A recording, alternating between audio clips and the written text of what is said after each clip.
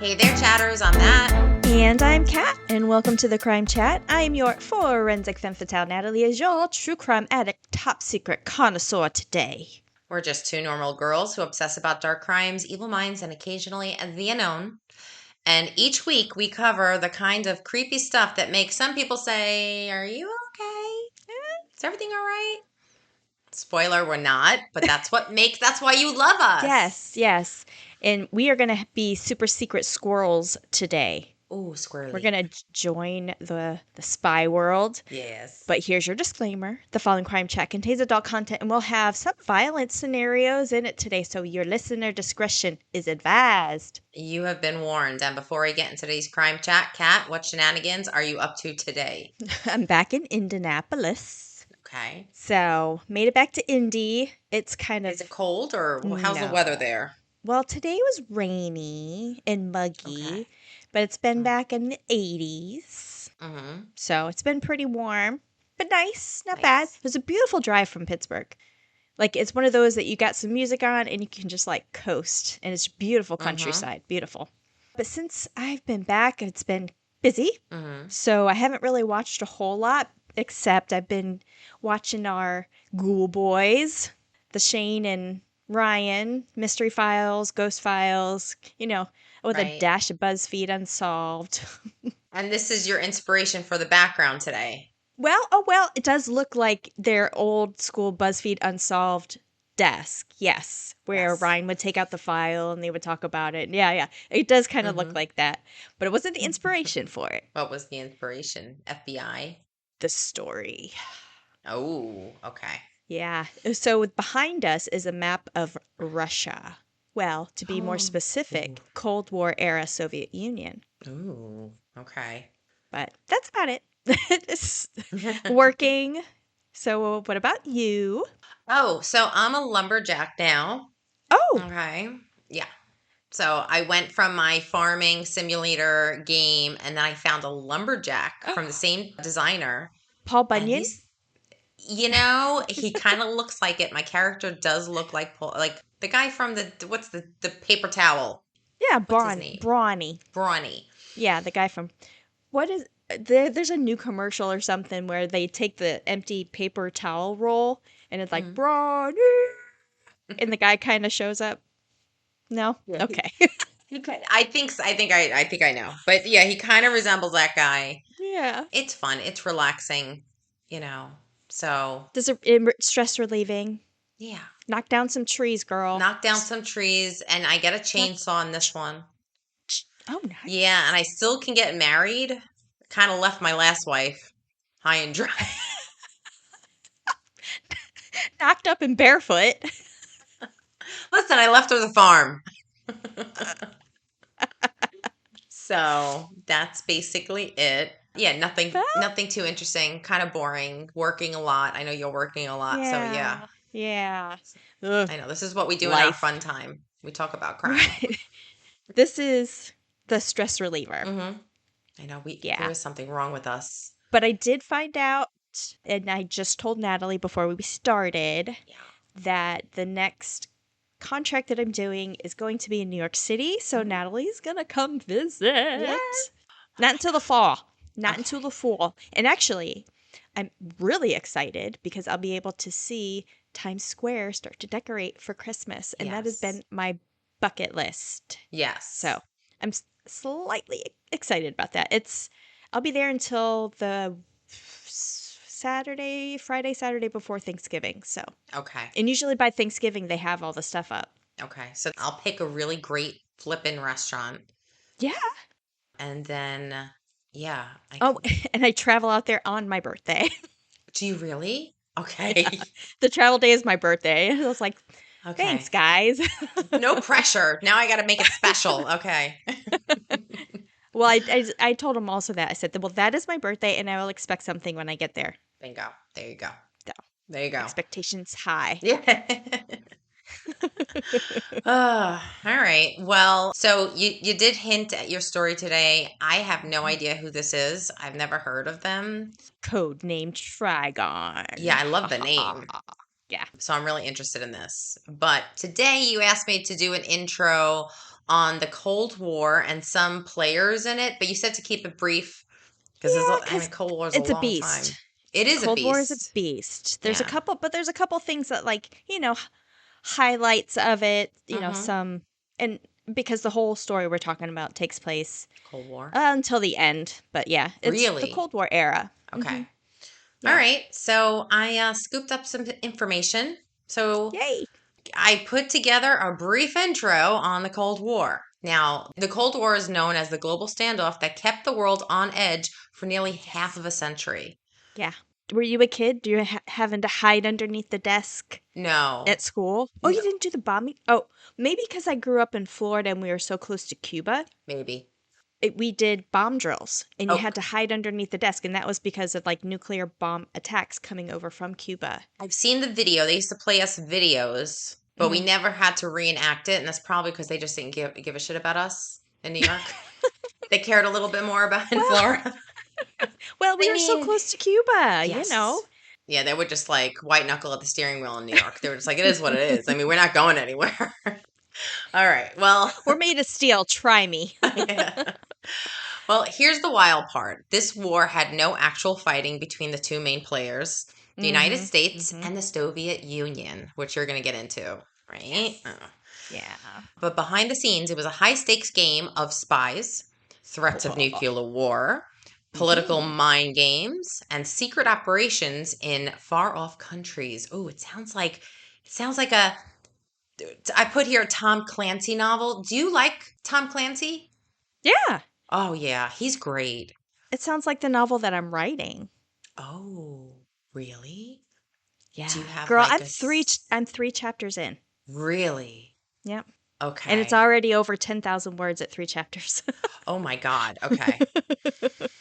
All right. You got to give me like a early release part of it or Oh, something. you'll get something early. You will. Okay. Okay, Because cool. a couple of people here that I'm working with, I'm like, okay, how does this sound? Does this sound like legit? Because I'm working with other people of my blood, I guess Okay. you could say, of my kin. Okay. I'm like, hey, does this sound realistic? Kind of thing. Mm-hmm. So far, Mm-hmm. it's been, where's the next chapter? And I'm like, it's not Really? written yet. Oh my God. I have to read it. You haven't sent me anything. Well, you sent me something early, I'll like a send year it. ago. So that was my short story Okay. that is finished, that I had sent off for publication. Nobody picked up on it, but I got too busy continuing my coursework that I never really kind of like revised it, revisited it, follow back up with another company or whatever. But for my novel, so I have a year left in my writing program, and it's my goal to be finished with this book by the time I graduate, which is totally plausible. Okay. But I'm going to do, not to sidetrack from this, it does not take place in the Cold Okay. War, it's present day, Okay. but I'm probably going to do Amazon publishing. Yeah. So it's like a modified self-publishing, but they Mm-hmm. do it all for you, and it's called publication on demand. So it gets ordered from Amazon, click, Amazon prints it, Yes. but it kind of prevents the backload of books like as an inventory. I'll have some printed. Like I'll have like some of my own to kind of, Right. hand out and that kind of thing, but Yeah. I think that's what I'm going to do. That's kind of what I'm leaning toward. I know people that have done that Hmm. and let the Amazon kind of publish it, but the nice thing about Amazon is they give you three different versions. Like you can do the ebook. Yep. People can Uh, order an ebook. Audiobook. They Hmm. yeah, they can order paperback. They can order like it depends on The how hardcover. what you want to do. Like they give you Right. all these options, which are really cool. Yeah. So, I mean, all it'll be right. just a little bit of, cash money for me up front Mm-hmm. to have that capability, but Well, I don't think it doesn't really cost you anything until it sells. well, just from what I've seen, like if you want help, like if you need a Oh, copy I see. editor, if you Yeah. need, because they do offer those kinds of like different levels. So that kind Okay. of thing. That's what I'm All right. like, that additional Okay. costs. But Well, I cannot wait. I have my cover designed already. Why haven't I seen this? Like, I don't It's understand. I thought I knew you. literally, it's only been in the last week. Okay. When I was in Pittsburgh, I had this like push, like this creative push, Uh-huh. and I was up until about 3:30 in the morning knocking out my chapters because I've already had a ton of stuff written. I just started to put it together Right. and I just kept writing. And I was like, ooh, my ADHD brain kind of went like, ooh, I need to Right. cover. Ooh, I need to go. So I can't I've got wait. a couple of options for covers, but yeah, I've got 3 chapters, pretty like 95% done. There's a couple of transitions I need to work on, but yeah. Very cool. Anyway, Are I is there a digress. character? So did you edit a character named Kathleen? No, What about a character named Natasha? there will be a Natasha. Not yet. That's the Russian version of Natalie, by the way. Yeah, yes, it You is. And you so got is to put Kathleen in there. You have Kat- to. Kat. Katalina. Kat- Yes. Katalina. Right. Katrina. No. Oh, Is that Katri- Katrina? Katrina. Okay. Okay. So, all right, back to the story. Okay, back to the Cold War. Okay. So the Cold War took place between 1945 and 1991, starting right after World War II, and the ending with the collapse of the Soviet Union. But Yes. some key moments along the way shaped everything. Let's rewind to the end of World War II in 1945. The US and the Soviet Union had just teamed up to defeat Nazi Germany. But the alliance was Mm. super fragile. They Mm. had egos. Mm-hmm. The two countries, they had very different beliefs. Mm-hmm. The US, under President Harry Truman, stood for democracy and capitalism. The Soviets, led by Joseph Stalin, believed in communism and strict government control. Have you ever been on? So they signed the end of World War II on the Mighty Hmm. Mo, the USS Missouri, Okay. and Chris and I, it's docked out as a museum in Hawaii. Chris and I went to it Cool. when we went to Hawaii. Yeah, and it actually tells you like this is where World War the II. treaty was signed, and this is the exact place all signatures came to and ended World War II. That's pretty cool. So Did they cool. decommission that ship right after that as like a symbol? That's a great question. I probably knew the answer to 15 years ago, but I don't know. I just know that it's a museum now. And Okay. did you ever see Battleship, the movie Oh, I Battleship? love that. Oh my God. I love that movie. So do I. It's like one of my Yeah. favorite movies where they bring it and they start to use it. Yeah, The I love it. AC/DC song comes Yeah. on. Oh yeah. A great movie. Perfect song. It is. Perfect song for getting that like fucking pumped Yep. up. Let's go get these Mm-hmm. bastards. Yeah. Okay. Yeah, that was Sorry. good. Back to the Cold War. Okay, so once the war was over, that shaky relationship fell apart real quick. Both Hmm. nations wanted to shape the world in their own image. In 1947, the US launched the Truman Doctrine and the Marshall Plan, offering billions in aid to help rebuild Europe Hmm. and basically try to stop the spread of communism. Stalin saw this as a threat. He clamped down on Eastern Europe, setting Yep. up a communist government, and then he would like plant buildings all Hmm. over Europe. And this is what Winston Churchill would later call the famous Iron Iron Curtain. Curtain. Yep. That is Yep. so interesting. Oh my God. Yeah. Listen, Joseph Stalin, bad, evil, evil, evil man, but he Hmm. wasn't stupid. No. That's the scary part. He wasn't Yeah. stupid, but he was so freaking evil. Oh my God. All right. When I hear those stories about him, I'm like, how did a human do that? Like, how? Yeah. Okay, so the tensions did not stop in Europe. It spread everywhere from the Korean War in the 1950s to Hmm. Vietnam to Latin America and parts of Africa. The US and the Soviet Union weren't just watching from the sidelines, they were Hmm. secretly backing the opposite side. So they would like run like opposition in your country. Like they Yep. would hire spies from within. Like Yep. this Oh, we'll shit talk was about that today. crazy. Yes. Okay. Oh yeah. Oh yeah. They would set up these spy rings. They would Hmm. overthrow leaders that didn't agree with Yes. them. They would spread propaganda like wildfire. One of the scariest parts of the Cold War was the nuclear arms race. Yes. Both countries built up massive stockpiles of atomic weapons. It was like two people holding loaded guns to each other's heads, but nobody wanted to pull the trigger, but nobody wanted to. It was basically playing chicken. Nobody wanted Yeah. to not be the first person to put their gun down, but they didn't want to pull the trigger either. I think that Right. is the vibe of all nuclear powers. They There's a don't reason want. why we call it Russian roulette. Yeah, that's true. That's true. Now, this would lead to October 1962, the Mm-hmm. closest we ever came to an Yes. actual nuclear war, and that was called the Yes. Cuban Missile Crisis. Yes. The U.S., now led by President John F. K. JFK, JFK or John F. John, Kennedy. John F. Oh, Kennedy, Johnny JFK, boy. Johnny Boy. The U.S. had nuclear missiles in Mm-hmm. Turkey pointed right at the Soviet Union just in case they Yeah. fucked up.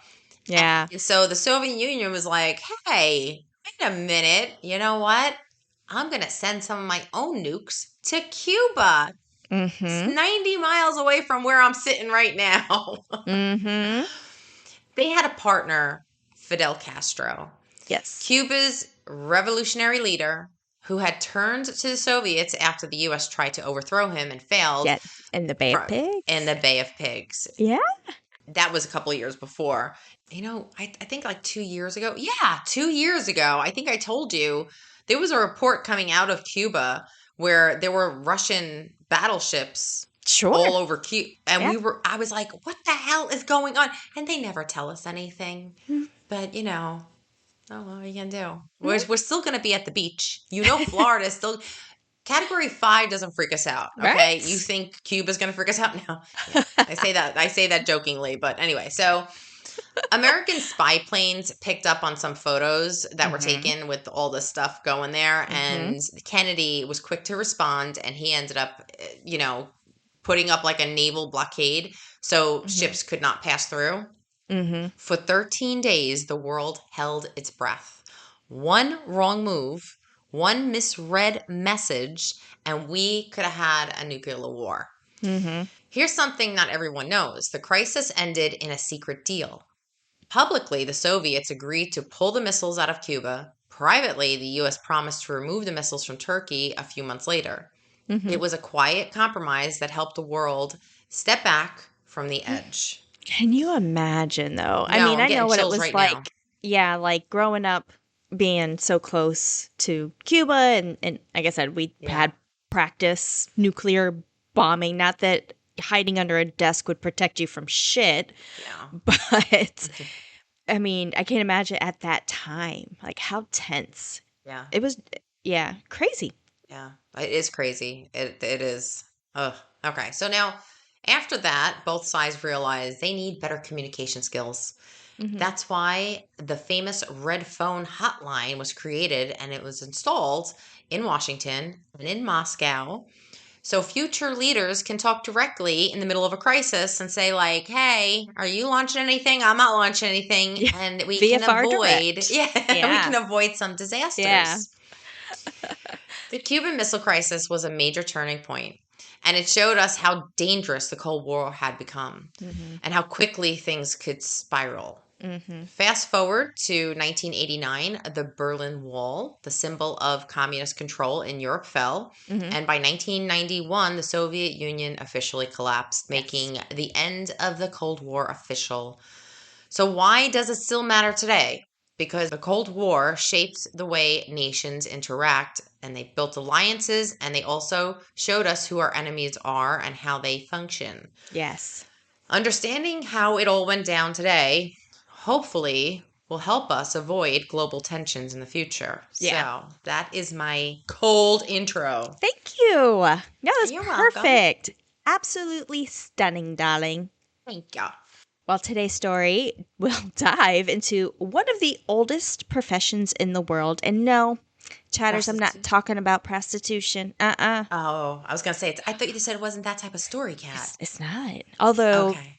there's so one thing that the Russians were and are still known for is called honeypots, Oh. where they put a very attractive, young, beautiful woman and make a Mm-hmm. man fall to his knees, and then oops, there's Powerful pillow man. talk. Oh yeah, Mm-hmm. yeah.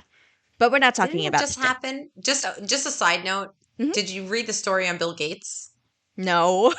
You just reminded when you said honeypot Yeah. that's exactly what happened to him. He They was That's why honeypotted. he got divorced because he met Oh. a Russian beauty queen. She was Mhm. like 19, he was like 50. Oh, Jesus. And yeah, and she and the wife like divorced his ass and said, "I know that's no, but Yeah. that was probably planted." Oh my Yes. God. Especially when Wow. think about technologies and stuff. I mean, and Mm-hmm. everything that he created. Yeah. Yeah. Yeah. Wow. Yeah. Honey, Bill, no, honey, you are not that attractive. Mm-mm. Sorry. Mm-mm. A lot of that too is like, okay, this is a gut check. Okay. Yeah. If you're a Mm-hmm. 5, would a 10 really come at you? Even if you're a 7, would a 10 Right. come at you Right. under normal circumstances? Right. Right. In Yeah. opposite ways around, like I forget, wow, what do they call it? When a man does it, it's not a honeypot, it's a sugar stick. Wow. I don't know if that's a I real didn't term, know but that's what I this. call it. Oh my God, I didn't know this. Interesting. Well, we're not going to be talking about prostitution today. We are Okay. going to be talking about espionage, Hmm. the second oldest profession in the world.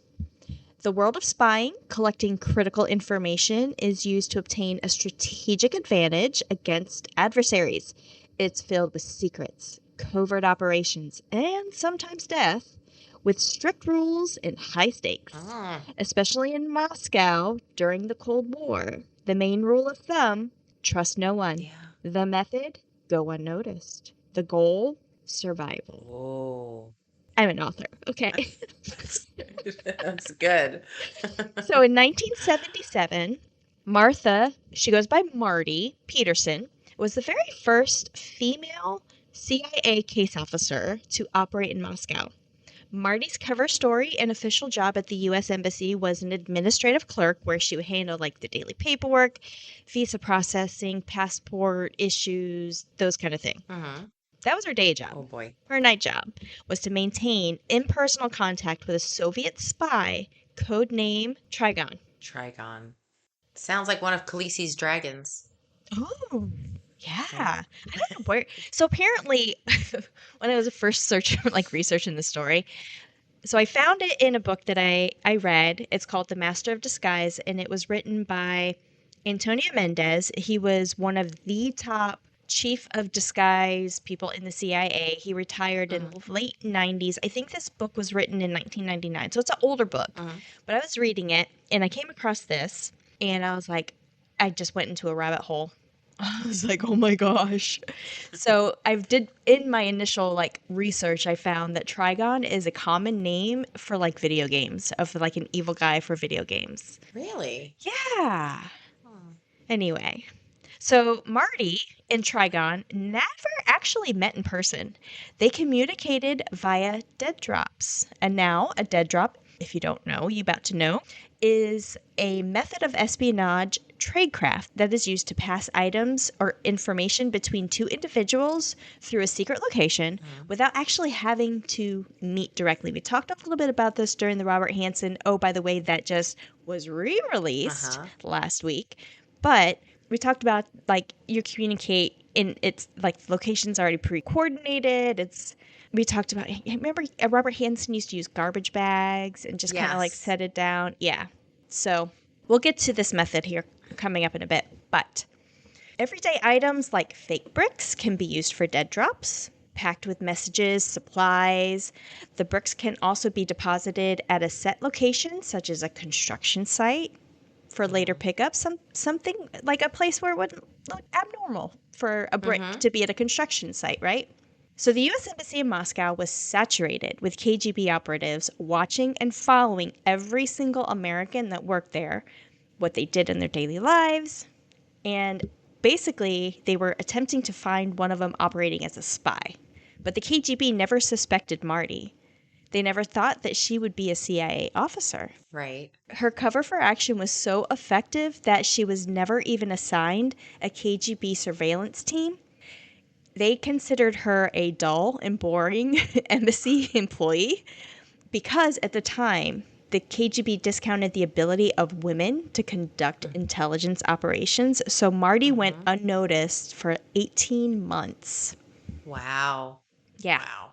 But on July 14th, 1977, as KGB officers surveilled a signal site, they were shocked to find Marty Peterson was the one who was communicating with TRIGON. Now, if you don't know, a signal site is basically a previously indicated location. Like the other person knows where to look, and you would use some sort of signal to inform one another that there was something important that needed to be passed along. Again, make it look like an average person walking up wouldn't know the difference. And we'll get to Marty's method here in a second. So that night, Marty saw Trigon's signal. It was a lipstick smear on a lamp pole bearing a triangular children's cross, like children crossing sign on Krupskaya Street. And this confirmed that he would pick up her dead drop in 24 hours, which was a different predetermined location. So his signal to her, I got your message. But the thing is KGB officers surveilled this and saw her out there. Wow. But it's crazy how observant you have to be, I guess, as a spy. I would just walk past that thing, not thinking anything of it. Well, that's why they call it the secret world. Yeah. The KGB had to work fast, knowing they had 24 hours, right? And they were already aware of the location, which was a bridge over the Moscow River. Okay. The KGB cut a hatch in a warped steel plate of the bridge's narrow walkway and connected it. So opened the hatch, connected it with a ladder, and that ladder connected to the catwalk underneath. Okay. So their plan was to catch her in the act when she went to go drop off, do her dead drop, catch her in the act, come up this hatch and be like, aha, gotcha. So on the following evening, July 15th, 1977, Marty was observed leaving her housing compound with her hair carefully pulled up and very fashionable dress on. She reached the cinema at the Rosia Hotel, climbed out, and she was wearing a dark blouse with slacks and her hair down. The KGB didn't know it at the time, but Marty actually also was listening to a KGB scrambled voice code radio through an earpiece that had a special receiver that was secured underneath her blouse. And I've got some pictures of that. Okay. There was no indication in that Soviet chatter that she was being surveilled, so she continued. Like, there was nobody's watching me. There's no indication, so I'm going to make my way to the bridge. And she made her way to that narrow walkway. She walked up to the archway, placed the dead drop inside of a narrow window. And I've got some pictures of this, too, because it's kind of hard. I'm going to describe it the best I can, but it's basically, if you think of a bridge, it's got this archway, right? And the bridge kind of goes on. If you think of the Tower Bridge or London Bridge, where it's got the building on both sides, the small buildings on each side of that bridge. So there was one on the right-hand side. There was a window into that little, I guess, building or something right there at the bridge. She was supposed to drop that dead drop inside the window. Okay. So she did that. And as she began to egress or leave, the hatch opened and she noticed 3 men in white shirts emerging. She was ambushed. Ugh. She did not go down without a fight. She landed a blow in the shin of one of them, kicking another one in the groin. And according to some reports, it led to at least one of the KGB officer needing to be hospitalized. Oh, okay. But that was the one that she kicked in the groin. She kicked him so hard in the balls that he had to have medical treatment. Oh my God. Oh, that must have hurt. Ooh. She was angry, and I was reading some of her kind of statements and stuff. She's like, I was livid. She's like, I don't remember being that violent, but I was angry, so you never know. So at one point, she also, in the kerfuffle, she yelling so loudly, but it was done intentionally. She was trying to let Trigon know if he was in the area, don't come here. Right. Don't come nearby. As a case officer, your number one priority is to protect your assets. So they retrieved the hollow dummy cobblestone that she dropped. It had cash, mini cameras, microfilm, and some coded messages inside the dead drop. That was all for Trigon. Very damning. Oh my God. So with some bruised ribs, an injured arm, and a black eye, Marty was arrested and taken to Lubyanka prison. So how did she get caught? How did the KGB find her? Was Trigon a double agent? Before we dive into these questions, let's learn a little bit about Marty. She was born Martha Jane Denny on May 27, 1945, in Kansas City, Missouri, to parents Riley and Dorothy Denny. In her childhood, the family moved to Darien, Connecticut, which is actually where Marty was raised, and she grew up with her sister Mary Alice. She graduated from Darien High School in 1963 and attended Drew University in Madison, New Jersey. She graduated with a bachelor's in sociology in 1967, but it was here where she met her future husband, John Peterson, a charming physics major who dreamed of becoming a journalist. With the Vietnam War going on, however, John chose to enlist in the Army and to volunteer for Special Forces. While he served his tour from 1967 to 1969, Marty earned her master's degree at the University of North Carolina in Chapel Hill. Then she taught at a community college, also in North Carolina, for a little bit. They were married in 1969 after his return from Vietnam. Not long after that, John was hired by the CIA as a paramilitary advisor. The Petersons traveled to Apache, Laos in 1971. John managed a Laotian irregular troops as they attempted to interdict North Vietnamese troops and war material that was heading to South Vietnam along the Ho Chi Minh Trail. On October 19, 1972, however, John was killed during an operation in Laos from a helicopter crash. Oh, no. A year later, Marty joined the CIA, learned Russian, and moved to the Soviet Union in 1975. This is where she handled TRIGON and managed his operations.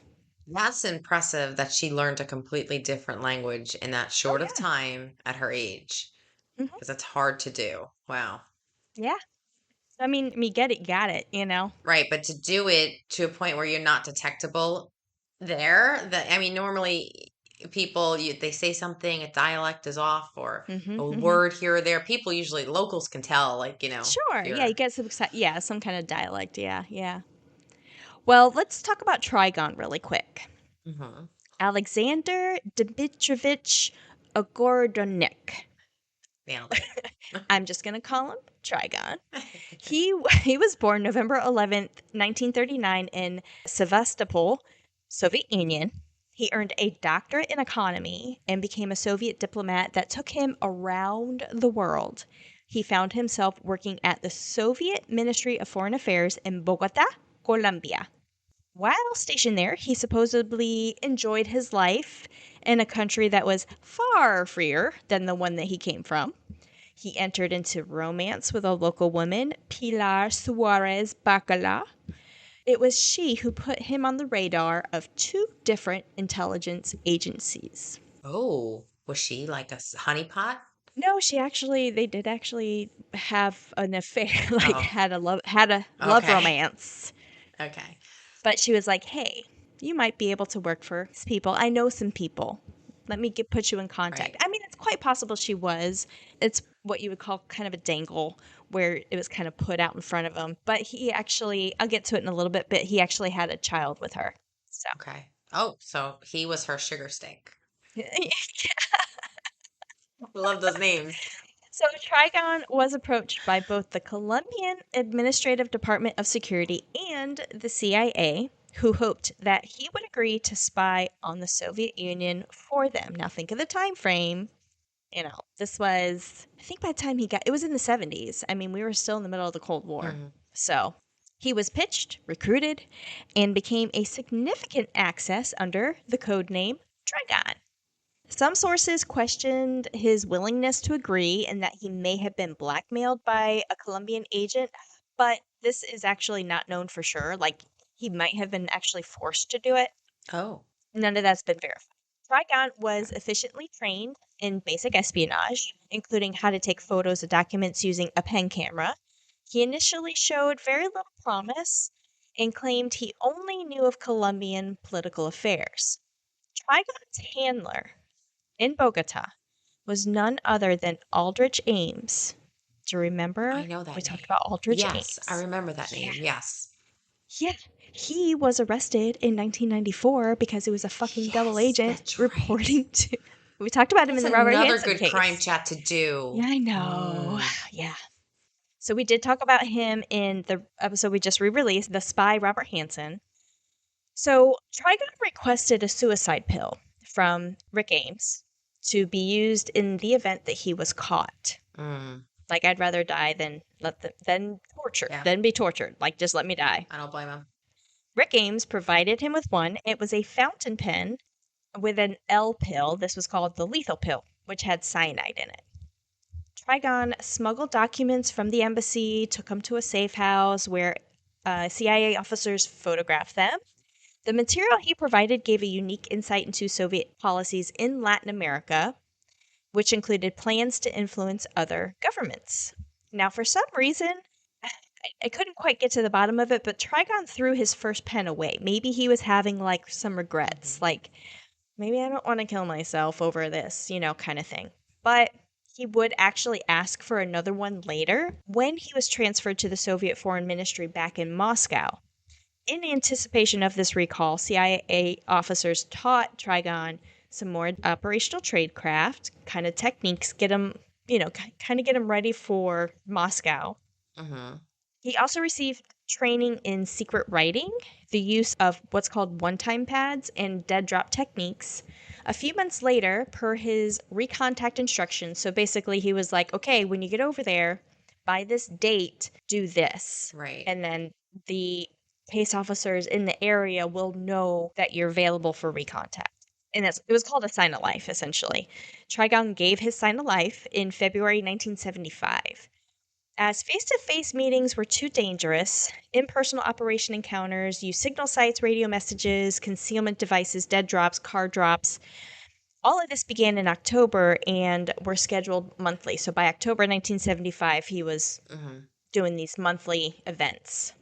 In this new position, he was able to photograph a great deal of secret diplomat cables, many of which were sent to the White House daily.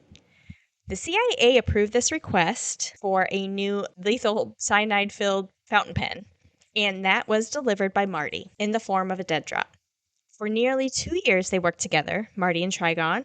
They never met, as I mentioned earlier. They were just spies passing in the night. Trigon provided information about some of the most sensitive Soviet security policies, and this would be equivalent to having somebody penetrate, like a penetration agent within our own National Security Council. That was like his equivalency. Okay. It's pretty high up there, like pretty significant. Some of the information Trigon had provided included priceless intelligence regarding Soviet intentions on the Strategic Arms Limitation Treaty. This is commonly referred to as SALT. There's SALT 1 and SALT 2. Okay. There's a movie named Salt. Angelina Jolie was in it. She was a Russian spy. Is that related to this? It may be because I think that's I a true have no idea. story. Yes, she's I have fantastic to in do it. some homework. Well, I know the movie. I think I've seen the movie, Yeah. but this might have been a lifetime ago before I kind of put, two and two together, I before I became recommend it. obsessed with this kind of thing. Just for the wig change alone, like I recommend it. She did great. Oh, yeah. So the Strategic Arms Limitation Treaty, SALT, and subsequent weapons development programs. You just talked about some of the nuclear weapons. Mm-hmm. So this information was passed to the United States. It was translated from Russian, and one of those translators was a gentleman by the name of Karl Kutscher, a Czechoslovakian-born intelligence officer who was a double agent. Oh. So just a little bit quick about Karl. Aw. He and his wife immigrated through Austria as defectors or dissidents in 1965 to the United States. Mm-hmm. And it wasn't discovered until later. He was a sleeper. He was sent here intentionally. Nay. No way. He Mm-mm. he earned an American education, first with a master's Mm. from Charles University. He did a year-long internship at Indiana University, which is literally right across the fucking street from me, Mm-hmm. the Hoosier country.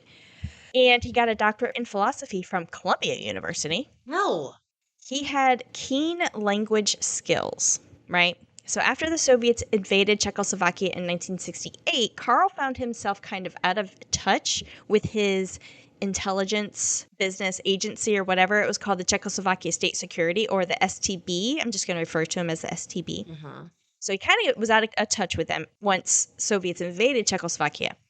So the supply of information, like to and from the STB to Carl was kind of dwindled. From 1969 to 1971, he was just kind of like in limbo, doing his thing. Living large in America. Yeah, getting a great Absolutely. education. You think you would, Yeah. switch sides, but it's okay. It's all right. Well, stand by. Yeah. Stand by. Okay. Okay. So, possibly trying to make himself more marketable as an asset, he did approach the FBI and offered his Soviet knowledge, but they Okay. weren't interested. They said, thanks, no thanks. Shame on us. So, Yeah. in 1971, he became an American citizen Okay. and he continued to integrate himself into the amazing American society. Beautiful. In 1972, he applied for the CIA. He was hired, Okay. given a high level security clearance, Hmm. and he worked as a translator and an analyst, Mm. translating and analyzing documents handed over by CIA agents in the field and transcripts of wiretaps and bugs. That was his job. All right. I feel like you're going to pull the rug out from under me right now. Enter in Trigon. Oh, boy. Okay. Carl translated documents and evaluated the information Trigon was supplying while simultaneously feeding that information back to his Czechoslovakian STB, Mm-mm-mm. who then provided that information to the Soviets. Carl. Really, Carl? Really? He's like the Karen of Carl! spies. Come on, Carl. So he was found out to not only be a double agent, but a triple agent. So the STB ordered him to resign from the CIA or face death. Or I would think it would be end. Triple agent during the Cold War. I would think like, oh no, Yeah. you're not walking out of Yeah. here. So after 7 days of interrogation, Carl returned to New York and retired, leaving the CIA for a post in academia teaching philosophy. Of course. How though? How? Like he's a triple spy and yet he still found a cushy job at some university. Because we think he's working for us. We think he's pro-American. He's an American citizen now, after all. Oh, America has been burnt before. Well, I don't know. Okay. Oh, like if you're a triple spy, shouldn't he just been like kicked out or like jailed or something? We didn't know it. Okay. We didn't know it at the time. The Soviets knew Boy. it. The Czechs knew it. He knew it. We didn't We know were it. played as a fool. Oh my Yeah. God. In 1982, Carl was reactivated by the KGB and began to work part-time in the CIA. Both Carl and his wife were arrested in 1984 on espionage charges in New York. Oh my God. While in prison, Carl was the victim of an attempted stabbing. Like the guy came out with a pair of scissors. Apparently, it was a Hell's Angel guy. Oh boy. Yes, you dirty Soviet, you dirty commie. Carl and his wife agreed to plead guilty. If the U.S. would do a prisoner exchange, Carl was sentenced to life in prison but was given time served, and he and his wife were part of a 9-person exchange that took place in Berlin in 1986. So we gave them back. Why are we so nice? Why are we being nice? We did get some Americans Oh, back. we though, did? too. Okay. All right. Yeah, it was a prison exchange, yeah. Okay. Back to Trigon. So in early 1977, however, the CIA case officers began to notice a little bit of a difference in Trigon's reporting, what he gave back. Okay. Principally, it was a decline in the quality of photographs that he was taking. Mm-hmm. And this was an indication, discovered later, that he could have been compromised or was under KGB control. Hmm. Trigon's behavior could have been an indicator to the KGB or to the Soviet government because he turned down a prestigious academic position to opt to stay for a lower paid clerk in the ministry. Like, that doesn't seem right. Like, why do you want to stay here? Yeah. So it kind of gave maybe the Soviets a little indication, but what he was reporting to us also kind of gave the U.S. a little indication like something's going on. Mm-hmm. But he stayed because this provided him access to highly sensitive Soviet national security information that we wanted. Somewhere between his behaviors, Karl Kocher's information, the KGB watched Trigon, allowed him to continue while they developed their investigation against Trigon. As part of his signaling to the CIA officers, the KGB suspected Trigon would use his Volga sedan, often parked on a specific side of the street, and that was part of his signal to let the CIA officer, Marty, know that he was able to meet at the designated location. For this one, it was called Pobedy Park in west central Moscow, late in the evening, taking paths only known by the CIA case officers. Okay. So they watched Trigon do this. They searched Trigon's apartment while he was away on a trip in mid-1976. They installed hidden mini video cameras in his apartment. Mm-hmm.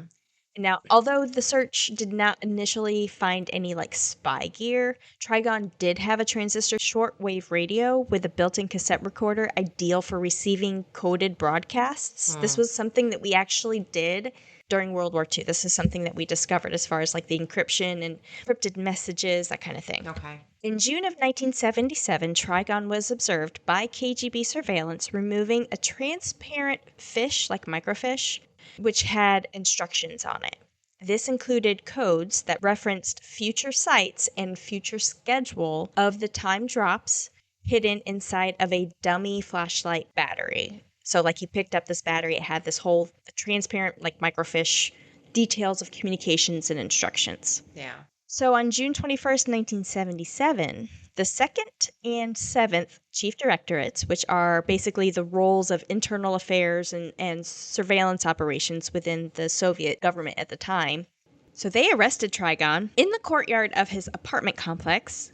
He supposedly led his captors to his garage where he had hidden espionage equipment.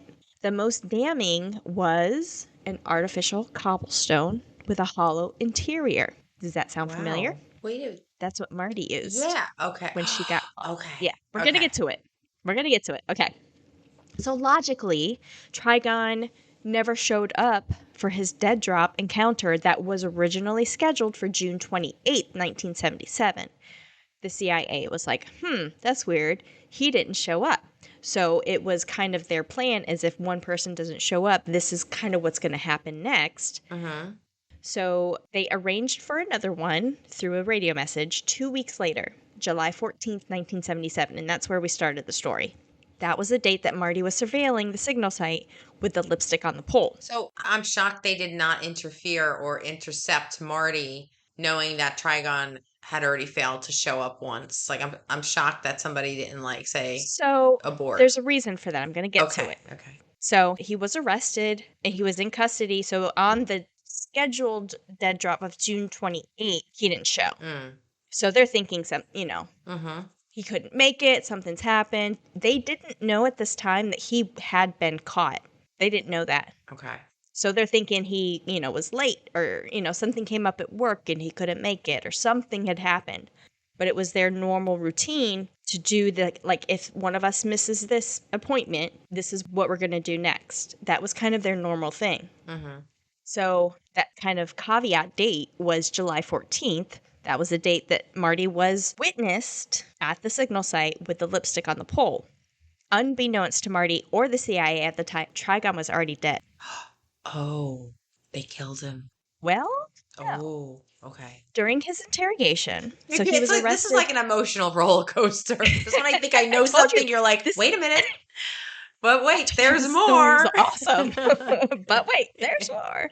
So if you remember, he was arrested June 21st. So on June 22nd, during his interrogation, 1977, Trigon was offered to write a full confession. And he said, yes, I will do so, but with my pen. When the interrogator handed him the pen with the hidden cyanide pill inside, he wrote a few sentences, jammed the pen in his mouth, and bit down. Oh, shit. It was said that the KGB agents were in so much shock. They tried to pry the pen from his mouth, but they were failed efforts. Trigon actually likely died before he even hit the floor. Oh, wow. And this is where he picked back up with Marty. Okay. The night that she was ambushed. So as night fell over Moscow, Marty left a concealment device in a narrow window inside of a stone tower on the bridge when KGB surveillance teams were waiting and they seized her. She would reflect years later, quote, my question was whether I was going to be raped or mugged or worse, end quote. Whoa. She didn't know at the time. She didn't think she was being caught at the time. Right. She was just like, people are attacking me and I'm going to fight back. Right. Seconds later, a van pulled up and Soviet officials poured out. In the chaos, hands forcibly groped Marty under her blouse, searching for evidence. They took her to Lubyanka prison, where she was questioned for hours and photographed with some of the espionage paraphernalia that CIA officers and Trigon had used. The interrogator ordered Marty to remove her watch and her necklace. Her purse, driver's license, and concealment device were placed on the table in front of her. A photographer in the corner of the room captured the event, and I have those pictures, Yeah. which Marty correctly assumed would later be used for propaganda, and it was. So, just to pause really quick. So, this was 1977, right?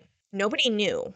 Like, this wasn't made public until 1978. Oh. The Soviets released it in their newspaper and said, the U.S. was caught in Soviet land, in the motherland, Right. spying on us. So, they actually, a year went by before they actually, but it was all about propaganda. It was all this message Right. that they were trying to send. I bet there was no pens on that table. It wasn't. He used the pen. No. Marty did refuse to cooperate in her interrogation and repeatedly requested to call the U.S. Embassy and recited the telephone number, which is what you do. You do this. You say, I will not talk to you. I want I want somebody from the U.S. Embassy here. This is the phone number. Just so you know, that's what you do. Okay. After failing to coerce Marty to sign a confession, the Ministry of Foreign Affairs relentlessly called Mr. Cliff Gross the counselor for the Consular Affairs. Cliff arrived shortly thereafter and, to his surprise, found Marty sitting in an interrogation room with spy gear on the table in front of her. He had no idea that was her true role. Wow. He knew what she did in the daytime, not what she did in the nighttime. He was just as surprised as the KGB was to find out that she was a spy. That's how good they are. Marty would later recall, quote, Cliff likely assumed I did clerical work in the CIA office. He had no clue I went out on the street at night conducting operations, end quote. And Wow. her cover held. Not only did it fool the KGB, it fooled people within the embassy. So if the Soviets had enough evidence to convict Marty in a public trial, they would do so very quickly, and she would be given a death sentence. However, through political negotiations, Marty was declared persona non grata, which is called a PNG, an unwelcome person, and immediately expelled, returned to the U.S. the following day. Okay, that's fair. In the coming months, a CIA panel investigation looked into TRIGON operation and conducted a damage assessment, like, what did he know that now the Soviets may know, kind of thing. The CIA learned of Trigon's suicide, like, months later. They didn't know that he actually had died at the time of this whole thing going on, and that he would only sign a confession if he was able to use his own pen. In this time, 7 Soviet agents in place were compromised. Then a suspicious fire broke out at the American embassy in Moscow, potentially rigging fire that gave KGB access to the most sensitive offices. So we're getting, they caught now 7 Soviet spies spying for us, for the U.S., and then automatically, the embassy caught fire suspiciously. Yeah. Yeah. After Moscow, Marty Peterson's CIA career went on. Among other duties, she lectured trainees on what to do if you're arrested in a foreign assignment. On November 23rd, 1978, Marty married her second husband, State Department official Stephen Joseph Shogi. They had a son, Tyler, and a daughter, Laura. Marty had never told her children her story or her secret. Wow. That she was in the CIA until April of 1997. Tyler was 17, Laura was 15. They were off for Good Friday, the Friday before Easter, and this was the day that Marty decided she was going to tell them. And this is actually I'm going to get to her memoir, but this is kind of written out in her memoir. Friends at work warned her if she waited too long to tell the truth, that her children would be angry and basically saying that you didn't trust us. But if you tell them too early, that's kind of like a guilty knowledge, too, of the mind. So she always stressed to her children that their only choice was to tell the truth. And she said, quote, now I had to admit that I had lied to them, end quote. She asked her children to meet her for lunch. They were off. She went to work that day. When they arrived at the Roy Rogers, they tumbled into her car, and she said, quote, funny, after all the roles I had played in my life, I had not devised a suitable preamble for what I was about to tell them, so I just blurted it out. I work for the CIA! End quote. She's like, I work for the CIA. So she explained to them why lying to them was her only option. For example, when they were overseas in 1992, right after the first Gulf War, she had to be certain that should their school bus be hijacked or confronted by terrorists, that they wouldn't have it in their heads as little kids that she Yeah. worked for the CIA, right? Right. My mom works for the CIA. She's going to get you killed, Right. Right. kind of thing. So it was to protect them. They could sense Marty's uneasiness with revealing her secret, and she said she was reassured by them with their smiles and was kind of relieved that they weren't offended. Mm. Marty then drove them to the CIA headquarters, scrolled through how she was going to share her story, how she met their father Steve in 1975 in Moscow, and then they would later work together during the Cold War. And as they kind of came in, rolled the escalator down, Tyler and Laura looked around in amazement. Above them was a replica of the U-2 spy plane that was shot down in the 60s in Soviet Union. It was on the ceiling of this like 4-story atrium. They could see these Enigma code machines that were used in World War II, uniforms, other espionage artifacts from World War II, and they were just like, wow, Yeah. right? So as they made their way down an endless hall of portraits, sharing her stories from former directors, how she received what's called a Donovan Award for her accomplishments, but most of all, she was nervous about this next part that she was about to tell them. As they moved to the center of the lobby where they stood over the oversized seal of the CIA headquarters, you know what I'm talking about. It's in the floor. Yeah. It's like one of the most, like, the It's one. very It's recognizable. like in Yeah. this very shades of gray in Hmm. the floor. They walked over this, headed to the memorial area, and read the title engraved on the wall in honor of those members of Central Intelligence Agency who gave their lives in the service of their country. Marty recalled, quote, "How do you reveal to your children that you had a life long before them, before their father, and before our quiet family home in Annandale, Virginia?" End quote. Tears came to her eyes as she told them that she was married once before their father. Quote, "His name was John Peterson. We met in a college. He was a Green Beret in Vietnam. Then he joined the CIA. He was a brave, wonderful man." End quote. Did they think that the second husband was their father? Does this their So the second husband is their father. okay? They didn't know she was married before, Oh, okay. and they Okay. didn't know Oh, any of that. wow. She continued quietly. He was killed in 1972, and Marty said moments passed in silence. She walked over to the wall and showed them where John's star was, in a glass-framed book beneath the stars containing a mix of names and anonymous spaces for each death, Hmm. had the star on the wall. They stood together, not speaking, looking at this wall of stars. Tyler and Laura each touched John's star tenderly, as she had, and they understood. Wow. Steve and Marty actually divorced by this time. Well, I believe in 2000 is what I read. I saw that he actually did remarry and had another child. Well, believe it or not, the State Department guy wasn't easy to track down in public records, so I couldn't confirm that. But what I was able to find is that Steve died January 26, 2010, after a brief illness. Now, he was a communications officer in Caracas, Dhaka, which is East Pakistan, in London, in Moscow, and Manila. He became a senior administrative officer of the newly formed Diplomatic Telecommunications Service Program Office and moved to Bethany Beach, Delaware after retiring in 1997. Marty's career with the CIA lasted 32 years. Wow. She retired in 2003 in Wilmington, North Carolina, where she was a volunteer with Habitat for Humanity, Lower Cape Fear Hospice, and Life Care Center, as well as the Wrightsville Beach Turtle Watch. I love that. This is where she met and subsequently married her third husband, Thomas Dewey Rowlands, a Welsh-born aeronautical engineer, in 2011.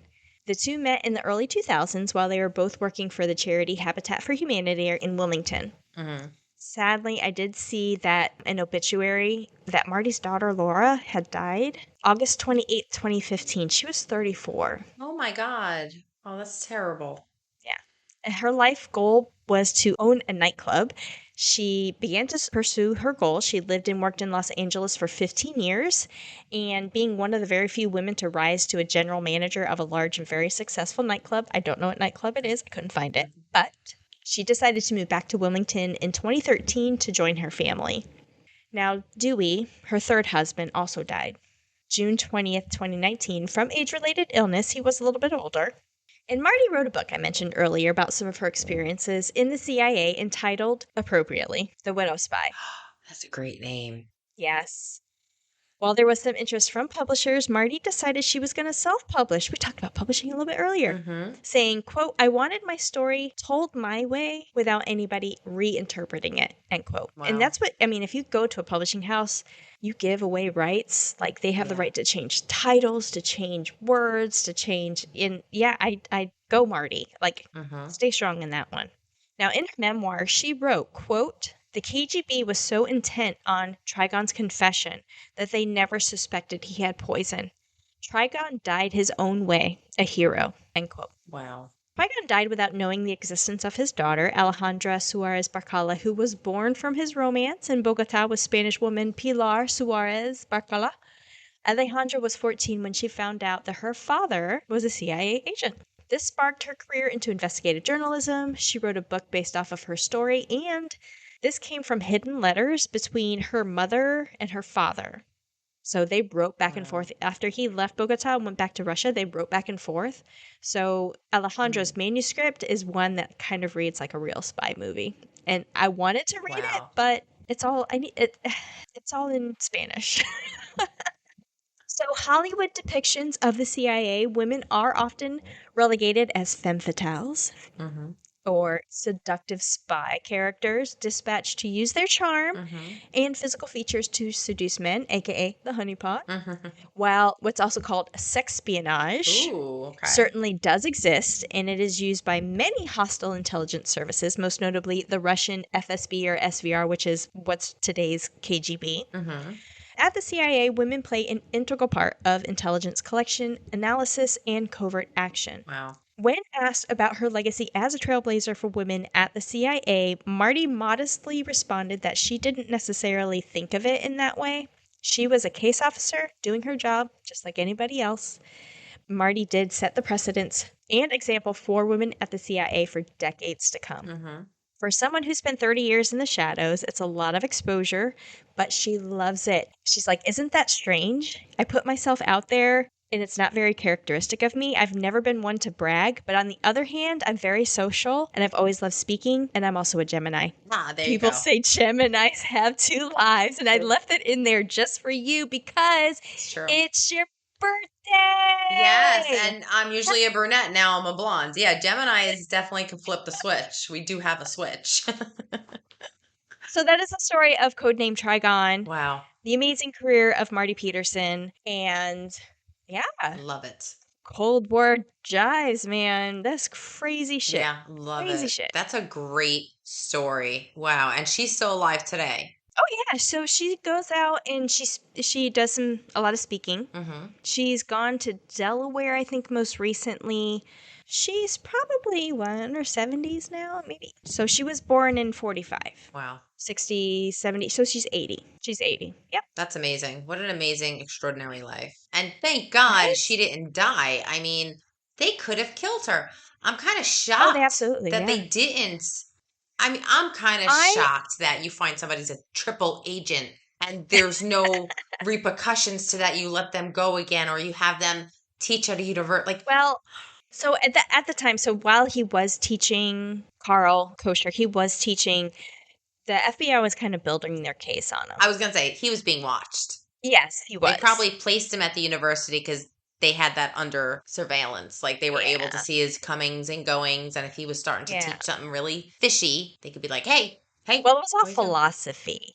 Philosophical. Well, everything starts with philosophy. Socrates. Everything starts with Socrates. Aristotle. Love them. Yeah. But, wow. But, I mean, yeah, so they were watching him for a while. He was finally arrested. And what did I say, 85, I think, something like that. But he was part of that prisoner exchange. He and his wife in 1986, I think I said. Yeah. They got a sweetheart deal. Well, you know, when he went home to Czechoslovakia, they had prayed for him. What the fuck?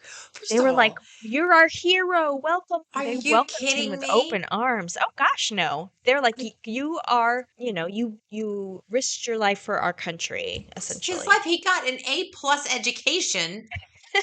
I mean, who goes to these schools unless you're living large? He did not suffer in our country. He was not suffering Oh no, in the United States. he and his wife integrated well into American society. Wow. And this is a sleeper, like if you think The Americans, a TV show, we talked about it before, Yeah. they were sleepers. That drives me crazy. That's exactly, you think after the Cold War that we weren't watching each other? Mm-mm. Absolutely. It only went way up. You We know, started watching each other a little closer. it's crazy that you just reminded me of something. TMZ is coming out with a new documentary that I'm kind of afraid to look at. So, like, I don't watch any 9/11 documentaries or any video evidence. Like, I Yep. can't look at it. Yeah. I was watching just a sneak peek of the new TMZ documentary, which is about hidden files that now come to light, I guess, through with all these other files like JFK and Dr. Martin Luther King coming. Declassifications. Yep. So apparently there was a fifth plane, and the fifth plane was en route to the White House. Oh. Yeah. You know what? Yeah. Yeah. Isn't that crazy? Like I guess in my particular type of let me. I want to say I remember that. So I didn't know that, but then again, I avoid the Yeah. topic at all costs. Sure. So like Yeah. I wouldn't kind of like the minute I see the numbers, I kind of like just walk away. Yeah. But like I don't know. I'm sitting there going, what? But that makes total sense. And these were all sleeper cells. Like these were people that were here Mhm. that didn't like us. They wanted to destroy us. Went to flight school in Florida, and I only want to know how to take off. Right. You want to hear something crazy? Yes. I almost booked lessons at that same flight school maybe 8 years ago. Yeah. So this is how crazy I am, okay? I'm not crazy, but this is at one point I had part of my life where I was like, oh, let's just try it. Come on. You didn't ask to only just take off, right? No. So Okay. the person that I was working with was part of the Angels, the Blue Angels. Like she Mhm. did these, they would do shows and the- stuff like The that. Navy Blue. Yep. The Air Force is the Thunderbird. Yeah, and she Yeah. said, she goes, oh, and I was just very intrigued by it. I'm like, that's so interesting and stuff. And she's like, it's super easy to learn how to. You're not alone. You're with the pilot. Yeah. It's you'd be surprised how. Just give it a try. Take some lessons. It's not like you're flying the plane by yourself, but like just explore it. You may like it. And I was about to and it was really cheap. It was like, I want to say I could have gotten like, I want to say 4 lessons for under 500. That's really good. Very cheap. And now you know why maybe Venice Airport was a hotspot for some shady characters. But that wasn't that long ago. That was like 8 years ago. Yeah. Well, because Chris wants to get his private pilot's license, and it's a lot of money, and you have to have a certain number of hours and do like, the best way to get it is like commercial work, and so that means you'd have to work for an airline to get your hours, that kind of thing. So I don't know if he's actually going to do it, but he's looked into it a lot. Yeah, you make good money. Yeah. Good money. It's like $100,000. Yeah. No, to you go can all go the way into, through. No, to go all the way through to get all your hours, yeah, all the way through. It's like $100,000. Yeah. Yeah. It's a And house. plus the hours that you need to put in. You like a minimum 1,600 hours, I think they said. I don't know. Yeah. All right. But anyway. Well, thank you for that story. It That was story a is cool amazing. story. That's why I was like, I'm so excited about this story. I came across it and I was like, I have got to do this. Yeah. Well, normally to. when we tell each other stories, like it kind of like gives me nightmares. But this one, I think I'm smarter. Yeah. I think learning about this lady made everybody smarter. A little bit more like. And I didn't amazing. give away any secrets. Everything I wrote, you can find in books, online. I didn't give you any secrets. You like Everything's a spy? out there. It's crazy. Are you like a spy? I would be I terrible. don't know what you're talking about. I would be terrible. I would be. I'm too loud. I'm too. I don't know. I tell you what, some of the things that I have done have been some of the most exhilarating and fun things I ever would have imagined doing. That's all. And that's all I'm going to say. Okay. All right. Now and I'm like, what the fuck is she talking about? Okay. It's exhilarating. It's And exhilarating. it's a lot of fun. Yes. Right. It's a lot of fun. Yeah, that was a great story. Loved it. Well, we wouldn't dream of leaving you hanging, chatters. So for more chilling details and twists about this case and many others, and Kat's got some pictures about the whole thing. Yep. Check out After That Crime Chat, available exclusively on our Patreon. And follow us on our socials, Crime Chat with Nat and Kat, Facebook, Instagram, YouTube, TikTok, X, and Rumble. see what we got going on. Yes, you want more chilling content behind the scenes about this crazy scenario? Become a VIP chatter to our Patreon. You'll unlock bonus episodes, bloopers, exclusive sneak peeks, and free merch. And yes, we've got some criminal goodies in the works. So support the show, fuel your obsession with the weird and the wicked, and join the CrimeChat chatter crew in style. And check out our next episode. It is Natalie's story coming. Do you know what you're doing yet? No. No. Sweet. You kind of raised the bar here. What the hell? Am I going to go back to witches and ghosts? Like, I got to raise the bar. It'll be a good one. Yeah. You know what the story also did? Hmm. I could see that you were like writing, like this is your writing style. You also like incorporated that, like you were writing a book. Like your details, you know, how like it was just very detailed and gave me a good visual, good mental picture. Yes. All right. I'm nailing the authorship. Yes. Well, chatters, you don't want to miss the next one, and I promise it's not going to be about a freaking divot box, okay? Good. See you next time, chatters. All right. Bye.